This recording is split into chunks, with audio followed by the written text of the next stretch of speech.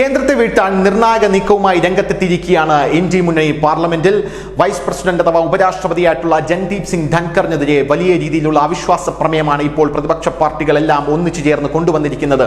60 എംപിമാരാണ് ഇപ്പോൾ ജഗ്ദീപ് സിംഗ് ധൻഖറിനെതിരെ അവിശ്വാസ പ്രമേയത്തിനായി നോട്ടീസ് കൊടുത്തിരിക്കുന്നത് എന്ന റിപ്പോർട്ടുകളാണ് ഇപ്പോൾ പുറത്തു വന്നിരിക്കുന്നത്. എന്ത് തന്നെയായിരുന്നാലും വലിയ രീതിയിലുള്ള പ്രതിഷേധം ജഗ്ദീപ് സിംഗ് ധൻഖറിനെതിരെ പ്രതിപക്ഷ പാർട്ടികൾ ഉയർത്തുന്നു. സംഭവം വേറൊന്നുമല്ല, അത്യധികം പക്ഷാപാതമായിട്ടുള്ള നിലപാടാണ് അദ്ദേഹം തങ്ങൾക്കെതിരെ സ്വീകരിക്കുന്നത് എന്നാണ് പ്രതിപക്ഷ കക്ഷികളെല്ലാം ഒരേ സ്വരത്തിൽ ഇപ്പോൾ പറഞ്ഞുകൊണ്ടിരിക്കുന്നത്. ന്യൂഡൽഹിയിൽ രാജ്യസഭാ സെക്രട്ടറി ജനറൽ PC മോഡിയുടെ ഓഫീസിലാണ് നോട്ടീസ് സമർപ്പിച്ചിരിക്കുന്നത് എന്നും അറിയാനായി സാധിക്കുന്നു. എന്നാൽ ഇതിനെ പരിഹസിച്ചുകൊണ്ട് ഇപ്പോൾ BJPയുടെ എംപിമാരെല്ലാം രംഗത്തെത്തിയിരിക്കുകയാണ്. അവർ പറയുന്നത് കഴിഞ്ഞ 10 വർഷമായി അവിശ്വാസ പ്രമേയത്തിന് നോട്ടീസ് കൊടുക്കാൻ ഒരു പ്രതിപക്ഷ പാർട്ടി പോലും ഇല്ലായിരുന്നു.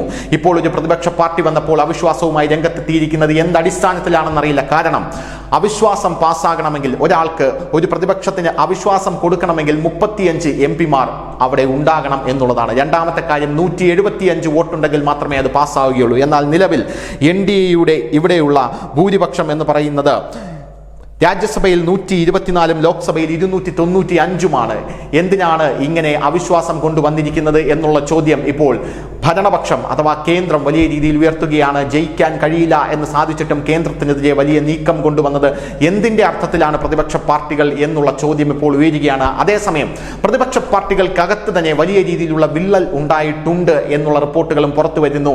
മമതാ ബാനർജി, സമാജ്വാദി പാർട്ടി അടക്കമുള്ളവർ ഈ അവിശ്വാസ പ്രമേയത്തെ ഏത് രീതിയിലാണ് നോക്കിക്കാണുന്നത് എന്നുള്ള ചോദ്യത്തിന് അവർക്കൊന്നും ഇതിനോട് യാതൊരുവിധ താല്പര്യവുമില്ല എന്ന രീതിയിലുള്ള സൂചനകളും ഇപ്പോൾ പുറത്തേക്ക് വരികയാണ്. നേരത്തെ തന്നെ നമുക്കറിയാം, പ്രതിപക്ഷ പാർട്ടിയെ നയിക്കാൻ മമതാ ബാനർജി വരാനുള്ളൊരു സാഹചര്യം ഇപ്പോൾ കേന്ദ്രത്തിൽ ഉരുത്തിരിഞ്ഞു വരികയാണ്. പ്രതിപക്ഷ നേതാവാകാൻ മമത എന്തുകൊണ്ടും വലിയ രീതിയിൽ യോജിച്ച ഒരു സ്ത്രീയാണ് എന്നാണ് ലല്ലു പ്രസാദ് യാദവും സമാജ്വാദി പാർട്ടി നേതാക്കളെല്ലാം പറയുന്നത്. ഇതിനിടയിലാണ് അവിശ്വാസ പ്രമേയം കൊണ്ടുവന്നിരിക്കുന്നത്.